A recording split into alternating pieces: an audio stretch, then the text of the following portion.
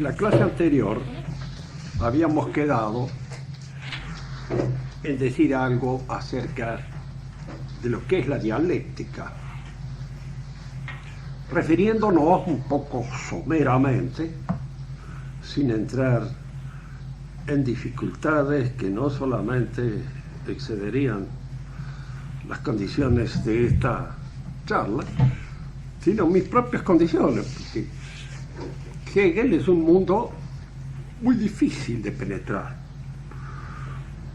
por dos razones en general. Por la dificultad misma que plantea las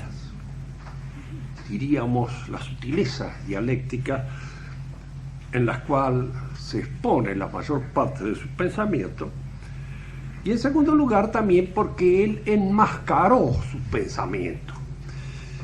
Es decir, él expuso un pensamiento que venía a vaciar completamente el sentido sobrenatural de la religión protestante, todavía en auge en Alemania. De manera que él hablaba un poco para los iniciados, en un lenguaje que los iniciados entendían, pero los no iniciados lo encontraban un tanto difícil de comprender, de manera que atendían más a la unción con que se refería a ciertas locuciones de carácter religioso, con mucha unción, pero vaciadas completamente de contenido. Marx dijo de este pensamiento de Hegel una cosa que es efectivamente cierta. El Dios de Hegel tiene una pequeña dificultad, no existe. Y como no existe, en realidad no hace ninguna falta para que forme parte del sistema. Dice, hay que eliminarlo como una de esas cuantos prejuicios de carácter cristiano que aún quedaban en el pensamiento de Hegel, pero que nosotros no tenemos por qué hacernos cargos de él. Es decir, Hegel es un hombre que habla una lengua ambigua, al mismo tiempo una lengua poética, en el cual él trata de traducir una serie de reflexiones de tipo muy subjetivo acerca de la realidad y que requieren un idioma más bien pariente de la poesía que el idioma filosófico tradicional, que es el idioma común bien hablado. De manera que estas dificultades hacen que no resulte cómodo para un latino, especialmente formado en el pensamiento tradicional, la interpretación del pensamiento de Hegel. De cualquier modo, uno tiene la impresión de haber entendido lo esencial, pero es una impresión que, cuando se encuentra uno con un hegeliano que también dice haberlo entendido, ahí es donde aparecen las grandes dificultades, porque uno no lo ha entendido de la misma manera que lo ha entendido el otro. Digamos dos o tres cosas, sobre todo para ver cómo surge el marxismo de este pensamiento de Hegel. Para Hegel, él trata de dar una explicación realista del mundo, del espíritu, del hombre, de la sociedad, de la ciencia, etc. Esta explicación realista se funda en dos cosas, de las cuales toma su punto de partida. La realidad exterior, que está compuesta por aquello que no es el hombre, y frente a ello está el hombre socialmente considerado que la enfrenta, y tratando de comprenderla, al mismo tiempo trata de modificarla. Fíjense, acá nosotros tenemos dos puestas. Una realidad que se ofrece en su oposición al hombre, y otra realidad, el hombre, con su espíritu subjetivo, que se enfrenta a esa realidad. ¿Que la enfrenta cómo? La enfrenta con todas aquellas potencias de las que digo. La enfrenta físicamente, materialmente, intelectualmente, científicamente, artísticamente, de todas maneras, la enfrenta. Entre la relación entre estas dos cosas va a surgir la realidad, lo que es. Fíjense, el pensamiento siempre filosófico ha tratado de decirnos a nosotros qué es lo que realmente es. La pregunta fundamental del pensamiento filosófico. La respuesta cristiana para nosotros es lo que realmente es Dios. Y lo demás, en alguna manera, depende de Dios. La respuesta de Hegel es una respuesta que, si ustedes la examinan, es lógica. Es muy lógica. Tal vez excesivamente lógica. Y tal vez, si extremamos nuestras precauciones, exclusivamente lógica.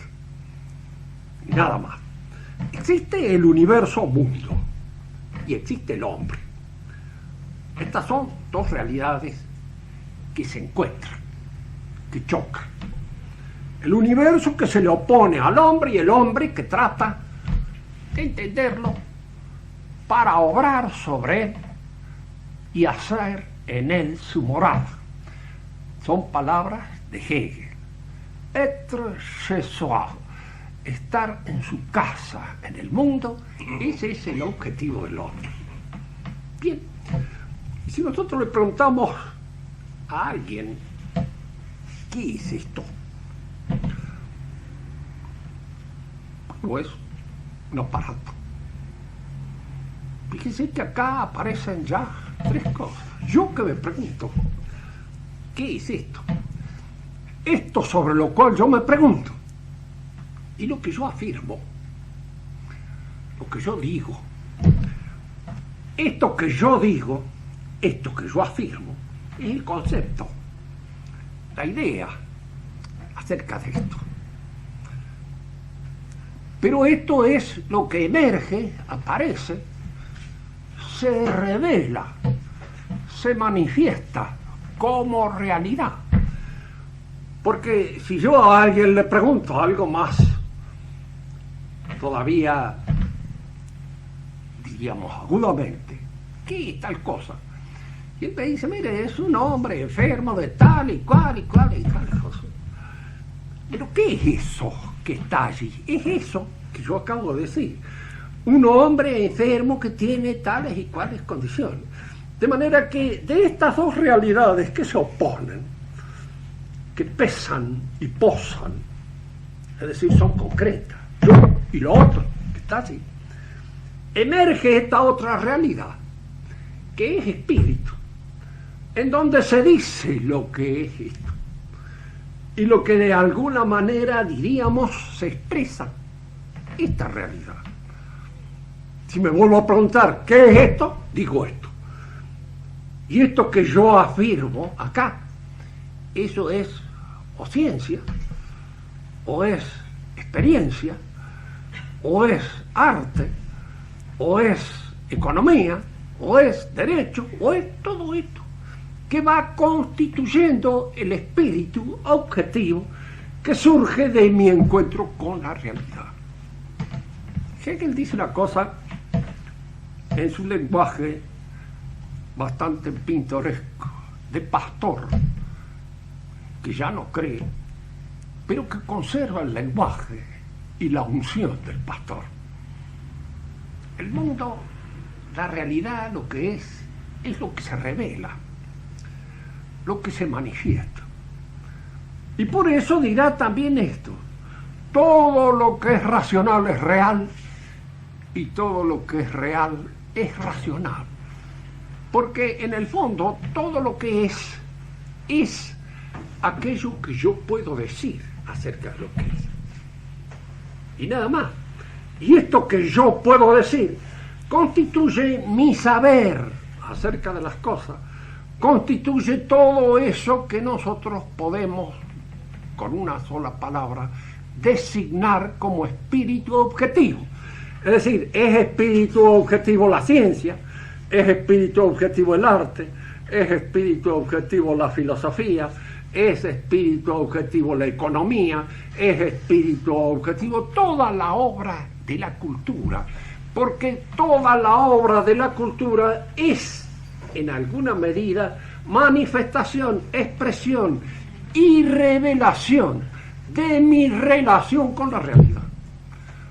Porque de mi relación con la realidad surge esto, como expresión, como espíritu. Y esto es lo que es. Porque al fin de cuentas, si me pregunto yo qué es esta cosa, mi respuesta va a ser siempre una respuesta o científica, o una respuesta estética, o una respuesta económica, o una respuesta de una índole espiritual, cualquiera que sea. Esta es lo que yo digo acerca de las cosas. Entonces, fíjense, si es así, porque ingenuamente el hombre común, no provisto de artificios filosóficos, cuando enfrenta la realidad y se le pregunta qué es lo que realmente es, él tiene la tendencia a decir lo que es lo que pesa y posa, lo que resiste al tacto. Eso es lo que realmente es. Entonces, indudablemente lo que realmente es puede ser en un cascote, está representado, eso es que. Ahora, cuando yo pregunto más, ¿pero qué es un cascote? Y entonces yo ya empiezo a hacer un examen de carácter químico, con el objeto de llegar a ver de qué consiste ese cascote, de qué está hecho. Y aquí aparece la ciencia, que me explica, que me dice lo que realmente es esto. Entonces, en este segundo momento, ya la pregunta no es tan ingenua. Yo no puedo responder, miren, lo que es lo que pesa y posa. Porque acá la respuesta viene condicionada por la existencia de la ciencia. Y él me dirá, no, lo que es realmente esto que dice la ciencia. Esto que la ciencia me dice acerca de esta realidad, esa es la verdad. Entonces, la realidad, lo que es, lo que efectivamente se expresa en este juicio, en este concepto, en esta idea que me da la ciencia, en esta idea con que la ciencia nos provee y nos da. Fíjense que la ciencia sería la que de alguna manera diría lo que las cosas son. Pero a su modo lo dice el arte también, porque el arte es una forma más simbólica de expresar. Y lo dice también dentro del pensamiento de Hegel la religión, porque la religión es la forma simbólica de expresar la unidad de todo. Es una forma que oscila entre la ciencia y el arte, que tiene más del arte que de la ciencia, y en que lo que aparece, lo que emerge, lo que surge de mi relación dialéctica con la realidad, eso es interpretado, valorizado por un símbolo fundamental, Dios. Dios es todo, es lo que se manifiesta, es lo que se revela, es lo que nace de este contacto que tengo yo con las cosas. Y este contacto que tengo yo con las cosas es al mismo tiempo un contacto material, un contacto físico, un contacto intelectual, pero en el que va surgiendo toda esta realidad fina de la cual Dios es el símbolo unitivo, fundamental, último y absoluto. Claro, Marx tenía tendencia, un poco la tendencia normal, de acentuar aquello que pesa y posa, aquello que tiene consistencia. Esto que aparece como lo que realmente es, en el fondo, es una creación del espíritu humano en su contacto con las cosas, pero no es la realidad toda. Porque yo tengo que entender esto en mi relación con la realidad, la relación del hombre con la realidad. Si bien el hombre interpreta esa realidad, la estudia, la analiza, crea la ciencia, crea el arte, crea el saber en general, y eso es una expresión indudable de la relación dialéctica que el hombre tiene con la realidad. Pero no olvidemos, dice Marx, de que en este contacto permanente con la realidad el hombre también se transforma, se cambia, se modifica. Tomemos un ejemplo que nos permita entender mejor esta idea. Un hombre que cría ganados es pastor. ¿Por qué es pastor? Porque cría ganado, porque de alguna manera su tarea, su trabajo, que es criar ganado, lo hace ser pastor. Un día se apea del caballo, decide cultivar la tierra, decide ararla, decide sembrar y decide obtener el fruto de la tierra que surge de ese trabajo. Entonces, este otro trabajo lo transforma a este hombre de pastor en agricultor. Y entonces tenemos que hay un cambio en el hombre. Un cambio que lo ha hecho y lo ha llevado de pastor a agricultor. Y este cambio es producido por el trabajo físico, por ese ejercicio, por esa, diríamos, transformación operativa que él realiza sobre las cosas. Entonces, lo que hay que tener en cuenta, fundamentalmente, dirá Marx, no es las ideas que surgen, la ciencia, el arte, la filosofía, todo eso, sino el resultado concreto, real, del trabajo y de la transformación que el hombre opera sobre lo real y que opera sobre sí mismo. Porque el hombre se define para Marx fundamentalmente como un trabajador. Es muchas cosas, dirá él. Se puede decir que es religioso, que es un artista, que es un filósofo, que es un sabio. Pero lo que realmente lo determina como hombre es el gesto económico. Y es el gesto económico teniendo en cuenta que la economía para Marx es todo lo que depende de este trabajo de transformación que el hombre realiza sobre la realidad. Es decir, es una noción amplia, muy vasta, sobre lo que él entiende por economía. No entiende pura y exclusivamente la obra del financiero, la obra del comerciante, sino la obra que el hombre realiza sobre lo real. Bien, acá hay una pequeña dificultad que indudablemente surge en cuanto uno examina esta definición. Cuando uno discute con alguien, cualquiera, es fundamental que uno en la discusión acepte, uno de los dos acepta lo que el otro dice, porque si no son dos conversaciones paralelas que no se encuentran nunca, jamás. Hay que aceptar algo, decir, bueno, muy bien, tomo su punto de partida. Admito que efectivamente el hombre es un trabajador.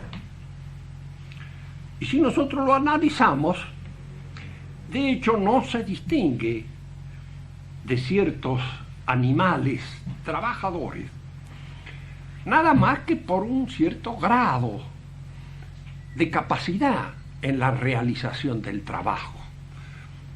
El castor también crea una serie de diques, los realiza. Los animales hacen su casa, de alguna forma, de alguna manera, la construyen.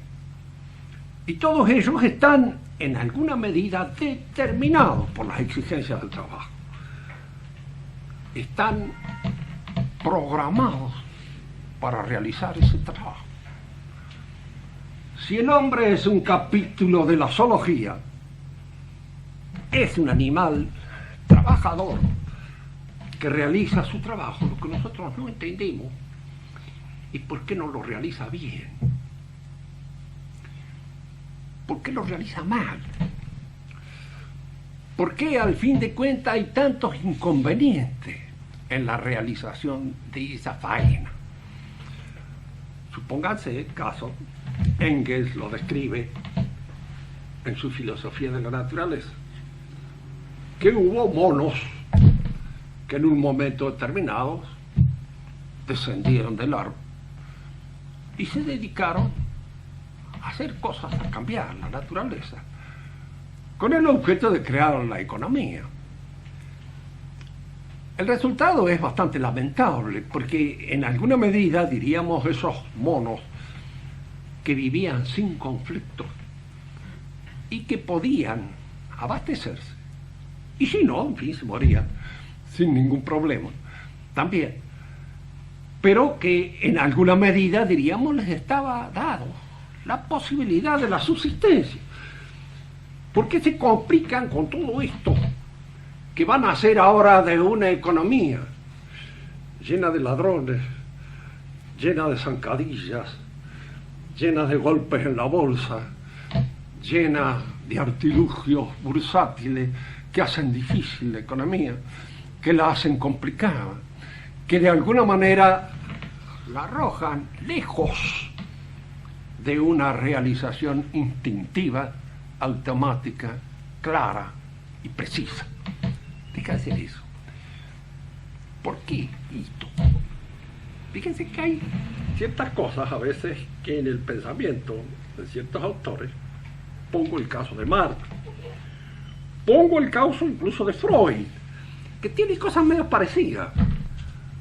También para Freud el hombre es un animal que vive en manada.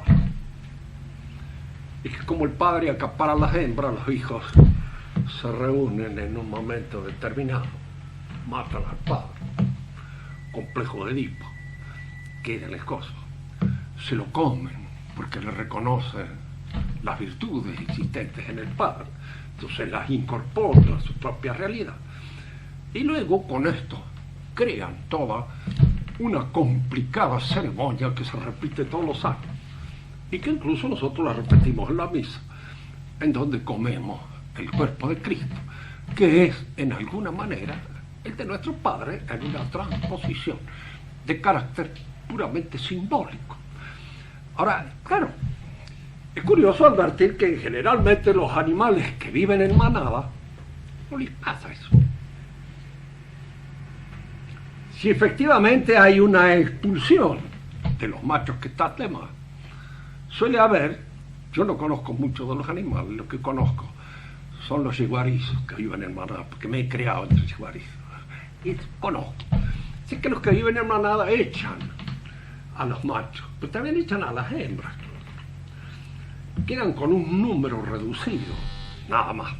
Entonces echan a todos los demás, de manera tal de que los demás pueden volver a reorganizar manada.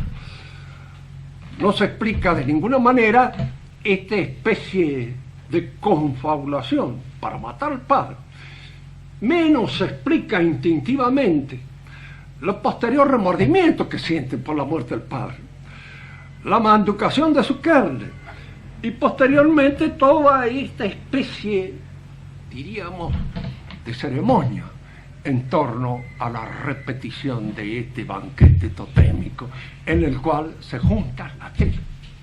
Lo difícil de explicar, tanto en unos como en otros, es que si en el hombre hay efectivamente un instinto fundamental que lo lleva a la tarea económica, pues ese instinto le falla.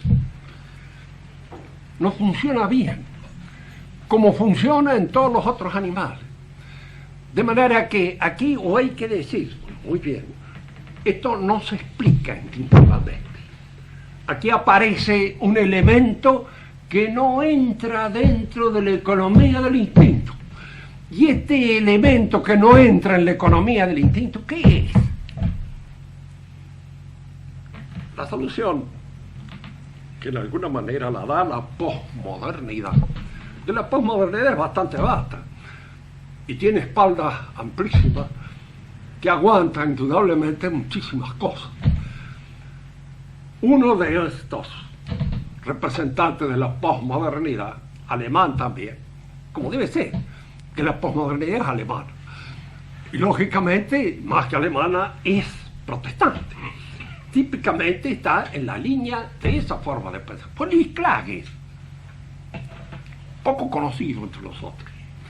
Pero hubo una época en la cual yo era todavía muchacho, en que estuvo de moda, junto con Nietzsche, leerlo a Luis Clages. Entonces, Luis Clages sostiene esto y lo sostiene con argumentos bastante claros. Que el hombre es un animal que ha enfermado del espíritu. El espíritu es una enfermedad. Es una enfermedad que tiene como resultado inmediato un debilitamiento de los instintos, una especie de inferioridad en la realización de la faena instintiva que lo lleva por caminos laberínticos, truculentos, muchas veces extraños, a no proceder de acuerdo con lo que el instinto les marca. Es una explicación que tiene el valor que pueda cada uno darle a su manera. Está un poco inspirada en la misma línea de Nietzsche, pero es una explicación mejor que la que da Freud y que la que da Marx, porque indudablemente, instintivamente, si el hombre está hecho para la economía, ¿por qué precisamente en la economía, en donde se presentan todos los elementos, todas las dificultades, todas las corrupciones que en alguna forma indican esta incidencia de algo enfermizo en la realización de esta faena instintiva, de esta faena que debiera ser instintiva? Seguimos admitiendo de que el hombre es un animal que trabaja, cambia el medio en el cual él vive y hace en él su faena, su casa, establece su casa. ¿Qué es el conocimiento entonces en el hombre de conformidad con esto? ¿Qué es? ¿Para qué conoce? Fijémonos que si nosotros retrocedemos al pensamiento clásico, pagano, y al pensamiento cristiano, el conocimiento es considerado en el pensamiento pagano y cristiano, en primer lugar, como teórico. Ya hemos dicho en otra oportunidad, pero conviene siempre repetirlo, la palabra teoría tiene, incluso etimológicamente, en la raíz mismo del término, teo, Dios, la idea de que el hombre conoce un universo que le ha sido dado para que con su conocimiento descubra el autor del universo. Por eso el orden inteligible que la teoría descubre es siempre un orden que está inscrito en la naturaleza de las cosas. Es un orden que está en las cosas y que el hombre, al leerlo, al entenderlo, al comprenderlo, participa del creador de la realidad, participa activamente y en esta participación busca su conocimiento, busca de alguna manera su encuentro. Esta es una interpretación indudablemente teísta, religiosa, de la faena de comprender, de la faena de conocer. Pero en el mundo moderno esto cambia. El mundo ya no se aparece más ante los ojos de los hombres como una teoría, como algo que ha sido hecho por Dios o los dioses o por el logos. No. El mundo es, si ustedes quieren, materia. Entendiendo por materia todo aquello que puede en alguna medida ser cambiado. Fíjese que aquí conviene aguzar un poco mejor el entendimiento sin entrar en dificultades de carácter muy técnico. Materia es lo que puede ser modificado, cambiado, transformado por el trabajo. La realidad se me ofrece a mí como materia para que yo la transforme. Y como en esa mi transformación sobre la realidad me transformo a mí mismo, me cambio a mí mismo, yo también soy materia. Y en alguna manera, y en tanto soy modificable, en tanto soy transformable, en tanto el trabajo o la tarea que realizo sobre la realidad, escribir, es materia tal cosa para hacer un puchero, es materia para hacer un barco, es materia para construir un bote, etc. De manera que la realidad se nos ofrece a nosotros también como un material que utilizamos con el objeto de transformarlo en un útil, en algo que nos sirva, en algo que de alguna manera venga a ensanchar esta instalación en el mundo, como en mi casa. Pensamiento de mar y pensamiento, diríamos así, también en alguna medida de Hegel, con la diferencia que Hegel, diríamos, beneficia un poco el aspecto espiritual de esta relación del hombre con la realidad, y Marx beneficia y acentúa el aspecto material. Es decir, el conocimiento sería para Marx, en alguna medida, aquella aptitud que tengo yo para descubrir lo que es aprovechable en la realidad, en función de la utilidad que pueda tener para nosotros. Piensen bien en esto, yo les he dicho en varias oportunidades, que cuando uno analiza o examina el pensamiento economicista, debe desechar toda idea excesivamente utilitaria desde un punto de vista individual. Porque el hombre que piensa así puede ser lo más desinteresado desde el punto de vista individual. Él piensa que las cosas, en alguna medida, son utilizables para el hombre y que el conocimiento del hombre tiene el propósito de esa utilización. Siempre que yo voy a hacer algo, voy a construir una casa o voy a realizar una empresa o voy a construir cualquier otra cosa, primero forjo un proyecto, concibo un programa de lo que voy a hacer. Y este programa de lo que voy a hacer está subordinado a lo que voy a hacer. En cierto modo tiene que plegarse a las exigencias de la realidad. Yo puedo concebir en mis ideas una casa muy bonita, pero viene luego el arquitecto y me dice, no, esto no se puede hacer. Primero, aquí no hay material, no hay esto, usted no va a tener dinero, no le va a alcanzar tal cosa. Su idea tiene que plegarse a las posibilidades concretas que la realidad le permite.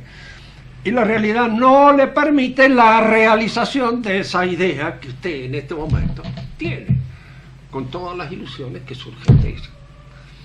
En un pensamiento que es fundamentalmente pensamiento poético, técnico, artístico en los mejores casos, si ustedes quieren, el proyecto está subordinado a las posibilidades de su realización, a su ejecución, a su realización posterior. Como yo al proyecto le llamo teoría y a la realización posterior le llamo praxis, es muy fácil subordinar ahora aquí la teoría a la praxis. ¿Por qué? Porque no estoy en el terreno, no estoy hablando de teoría verdaderamente en el sentido en que hablaban los clásicos, en el sentido en que lo entendían los cristianos, ni estoy hablando de praxis en el sentido en que lo entendían los clásicos, ni en el sentido en que lo entendían los cristianos. Estoy en el terreno exclusivo de eso que Aristóteles llamó la poiesis. E indudablemente en esta acción poética que el hombre realiza sobre la realidad, fíjense que no hay traducción para esta palabra. podemos llamarla productiva. Si la llamamos práctica, nos confundimos con la verdadera praxis. Porque la praxis verdadera es el orden que el hombre establece en su conducta. Esta es la praxis. Sea personal, familiar, política. Entonces, todo esto pertenece, este ordenamiento, a la praxis. La poiesis es el orden que yo hago en las cosas para establecerme más cómodamente, más útilmente, más bellamente en ella. Entonces están las técnicas, el arte, todo eso entra dentro de la poiesis. Pero no existe la palabra española adecuada, general, para designarlo. Por eso es conveniente volver al término griego. ¿Cómo volvemos en el caso de teoría? Nosotros, cuando hablamos de teoría, más o menos entendemos lo que se nos quiere decir. Digo más o menos porque la influencia en alguna medida del pensamiento idealista subjetivo me ha hecho cambiar un poco mi proyección. Hoy se habla de teoría política, por ejemplo, en la Facultad de Ciencias Políticas, ¿verdad? Se habla de teoría política, para indicar un análisis del hecho político que no es política, sino que es un análisis, una reflexión sobre los hechos políticos o sobre los proyectos que se tienen en política, que es distinto. Bueno, eso, por ejemplo, en un pensamiento clásico, tradicional, no se lo llamaba teoría. ¿Por qué? Porque era contradictorio. Eso no es teoría. Es una reflexión filosófica sobre los principios prácticos. Y una reflexión filosófica sobre los principios prácticos es una cosa, y la teoría es otra. Porque la teoría siempre es el examen de un orden inteligible que está en la realidad, independientemente de que yo lo haga, de que yo lo piense o de que yo lo realice. Así, cuando yo estudio anatomía, hago teoría. Cuando yo estudio fisiología, hago teoría. Cuando yo estudio química, hago teoría. Cuando yo estudio física, matemática, metafísica, hago teoría. Pero cuando estoy organizando mi propia existencia, mis actos voluntarios para conseguir un efecto determinado, así sea un asalto al banco, yo hago praxis, porque estoy organizándome para realizar efectivamente una acción. Y si lo que estoy haciendo es construir mi casa, o estoy construyendo una empresa, o estoy construyendo una finca, o estoy realizando algo, estoy en el terreno de la poiesis. Y es en el terreno de la poiesis en donde se instala este hombre que define Marx. Y que en ese sentido Marx lo define tal como lo concibió el mundo burgués dentro del cual Marx actuaba y obraba. Y se había creado, se había formado en ese mundo. Para él, entonces, la tarea fundamental del hombre es poética. Y en esta tarea poética hay dos aspectos que distinguir: el proyecto y la ejecución. Si al proyecto le llamo teoría, indudablemente lo tengo que subordinar a la ejecución, porque está subordinado a la ejecución en el terreno de la poiesis. Lo que pasa es que eso no tiene nada que ver con lo que el pensamiento clásico llamó teoría, ni tiene nada que ver, y digámoslo, porque algunos pueden decir, entonces Marx no sabía griego, no sabía mucho más que yo griego. ¿Por qué? Porque tenía un colegio que yo ojalá lo hubiera tenido. Para mi gusto, incluso leía griego en la época de su vejez. Directamente las tragedias de Sófocles, de Esquilo o de Eurípides, en el original.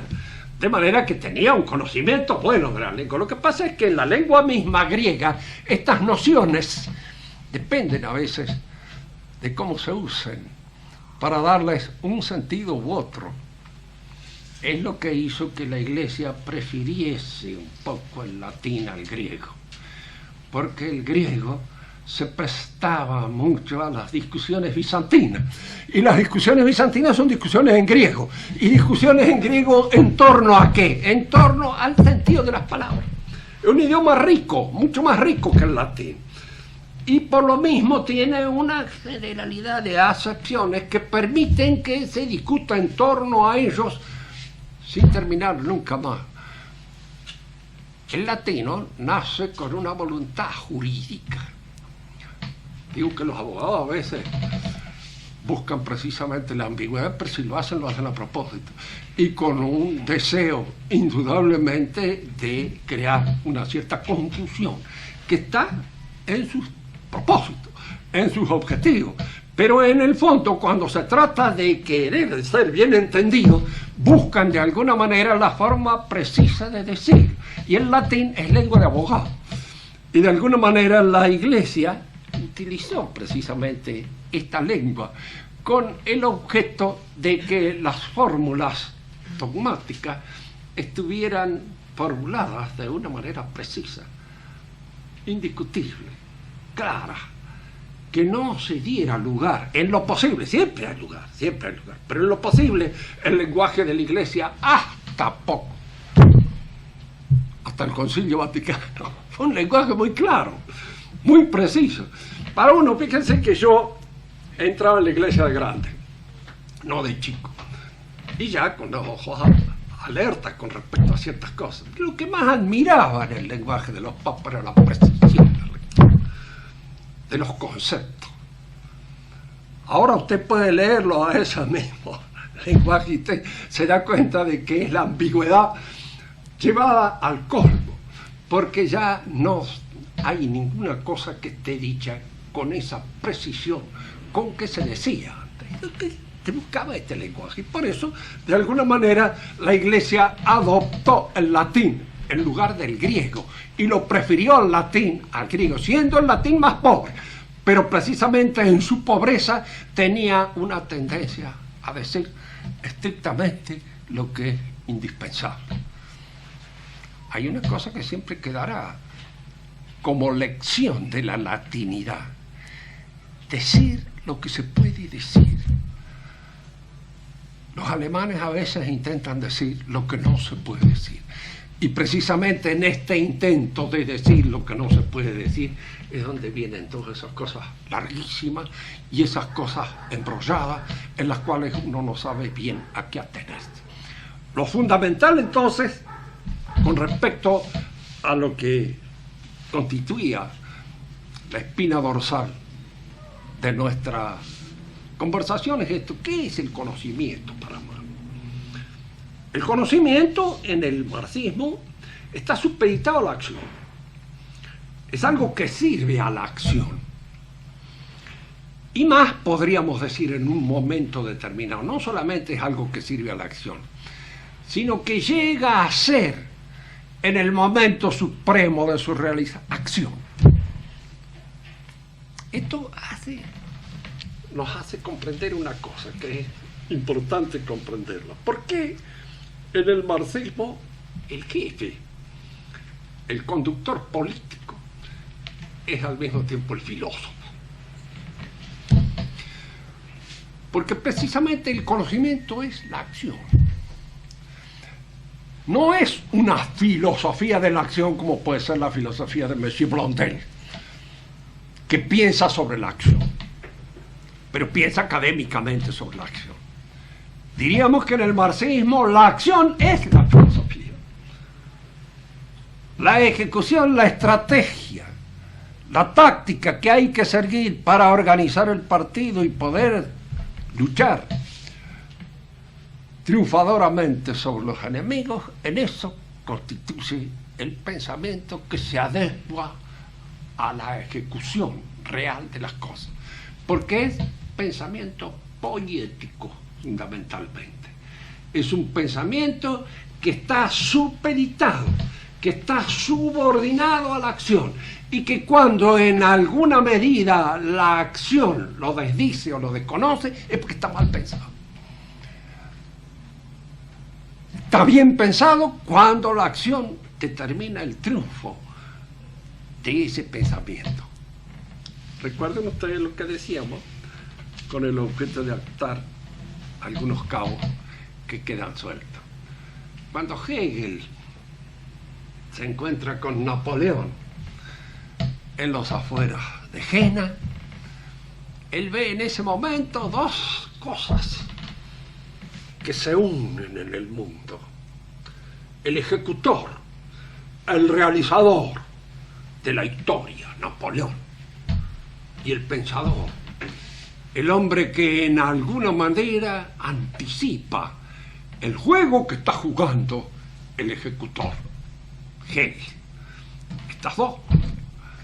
Él lo señala a veces con una ingenuidad que uno dice, bueno, pero Hegel creía realmente él en ese momento determinado que él era el centro de la historia del pensamiento. Sí, lo creía. Y lo creía sin ninguna soberbia de tipo particular. Él se daba cuenta de que la historia del pensamiento tenía que cumplirse en Alemania, forzosamente, porque lo que llevaba adelante el pensamiento era el protestantismo, y el protestantismo luterano. Ahora, todo eso que en el protestantismo luterano era buceo, era esbozo, era barrunto, de carácter, diríamos así, más bien sentimental, aparece en el pensamiento de Hegel conceptualmente manifestado, expresado y revelado. Entonces, eso se da en él. Tenía que ser un pensador, Hegel. Tenía que ser un luterano y tenía que ser un hombre que había estudiado precisamente la teología luterana, aquel que diera la última expresión de este movimiento de pensamiento que se cumplía en la Alemania de su época, y este era él. La casualidad que era él. Él venía a ser el elegido por el destino. En alguna manera, él venía a ser, diríamos así, el centro en donde una serie de fuerzas convergentes se reunían para que él se convirtiera en el expositor de esta verdad. Y Napoleón era el ejecutor, porque indudablemente era Napoleón aquel que iba a abrir las posibilidades del estado filosófico, o de aquel estado en el cual el filósofo podía expresar el último realización conceptual de pensamiento en su filosofía, que era la filosofía de Hegel. Marx irá para corregirlo. Muy bien, todo esto está muy bien. Y todo esto culmina en el pensamiento del profesor Hegel. Pero el hombre común, Tasman, el hombre de la calle, ¿qué tiene que ver con esto? ¿No habrá una realización, algo que nos lleve a nosotros a provocar un cambio en la naturaleza, de modo tal de que aquella acción, de que aquel instinto de trabajador se realice de una manera plena, total, acabada y completa? Allí es donde interviene Darwin y le da, en alguna medida, a Marx la solución. Marx y Engels leyeron mucho a Darwin y por supuesto sacaron, diríamos, partido para su cosecha. ¿Estaba en Darwin las conclusiones que toman de él Marx y Engels? No. Darwin era un hombre de ciencia. Darwin se daba cuenta de una cosa, que si nosotros queremos dar una explicación biológica del origen de la vida, digo bien, una explicación biológica del origen de la vida, lógicamente tengo que admitir la evolución de ella. ¿Por qué? Porque por ahí me aparece en una época del mundo donde había animales, pero no estaba el hombre, aparece el hombre. Si yo quiero explicarme biológicamente la aparición del hombre, tengo que remontarme a un filo genético que lo explique, es decir, a otros animales tiene que haber surgido de ahí. Si no, tengo que admitir que ¡pum!, surgió. Y eso ya no es biología. Será teología, será metafísica, lo que quieran, pero es biología. Si quiero una explicación biológica, tengo que hacer esto. Ahora, que esto haya sucedido, no, yo no sé, dice Darwin. Darwin es hombre de ciencia, no sé si ha sucedido o no. Yo calculo como biólogo que puede haber sucedido, que puede ser, que eso es posible, que se haya suscitado así, porque si no, tengo que admitir que aquí apareció como en Alicia en el País de las Maravillas. burro entonces, y un repollo salió cualquier cosa. Tengo que admitir esa posibilidad. Pero no había sacado sobre eso ninguna conclusión.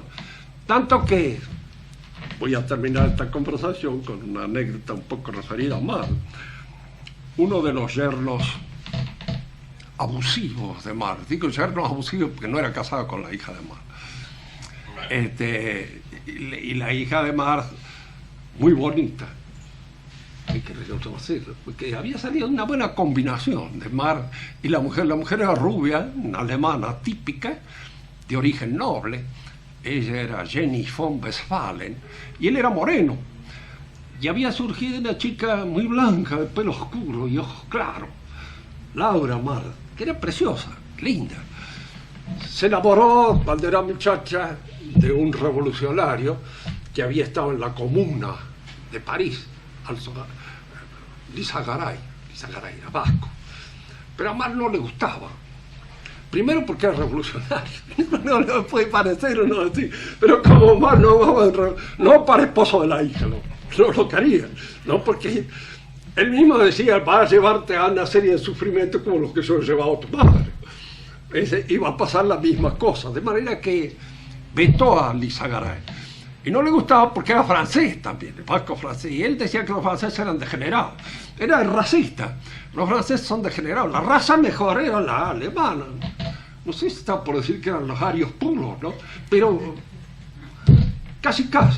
Tanto que a La Salle mismo no lo quería porque decía que era un judío negro.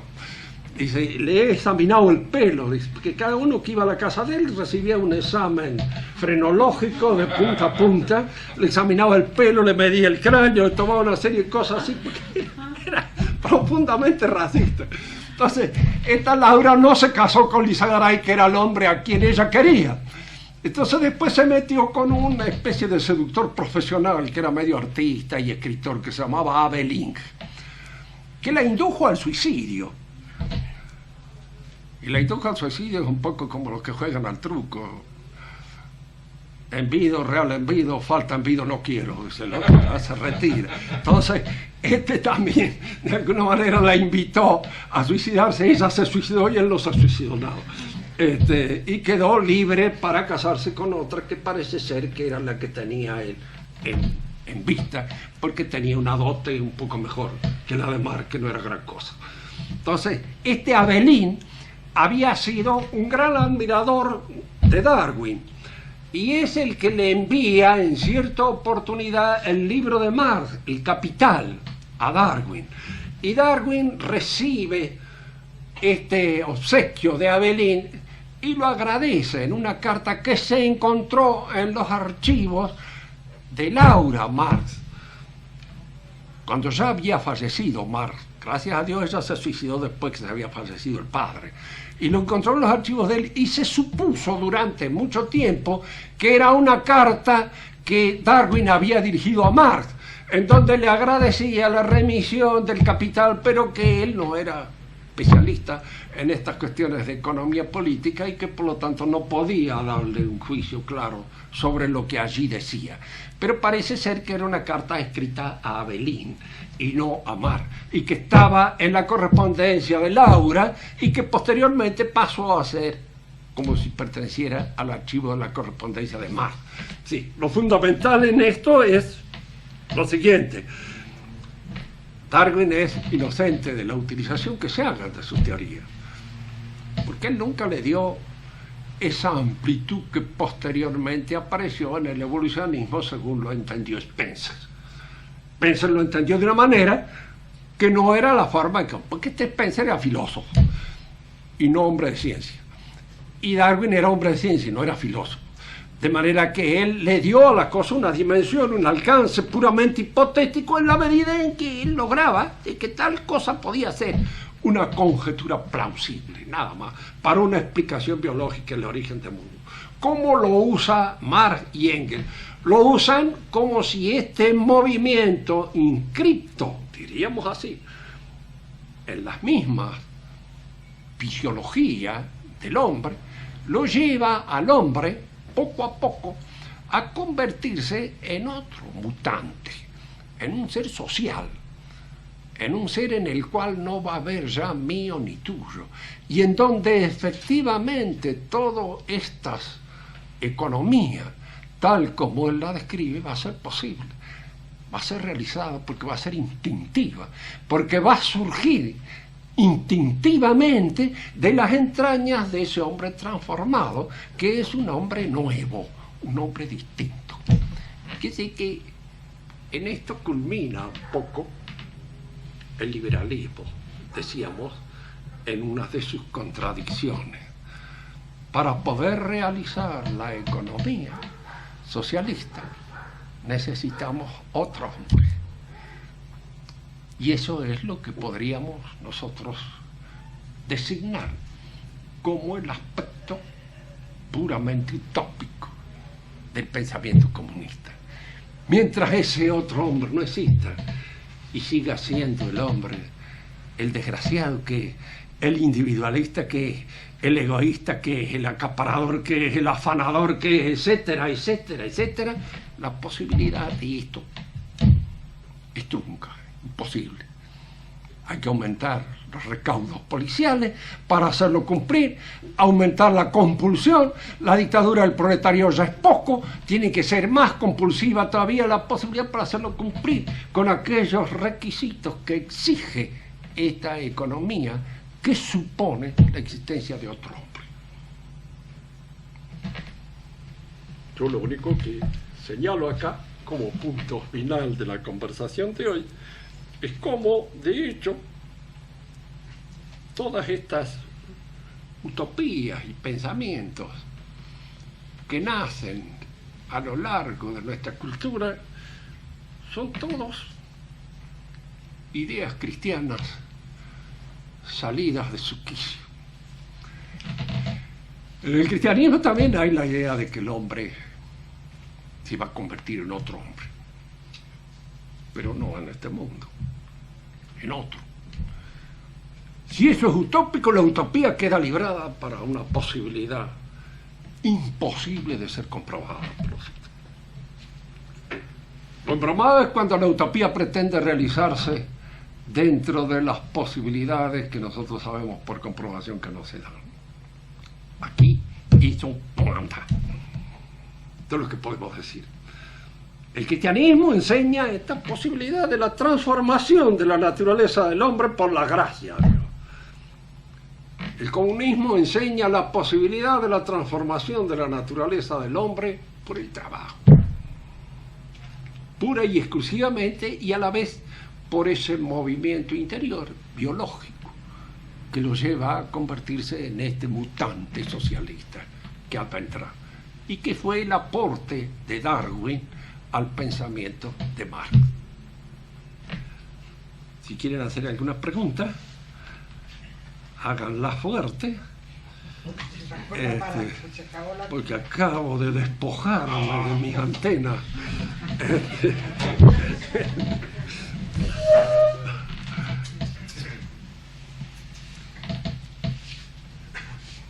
¿Qué dices? ¿Se entendió?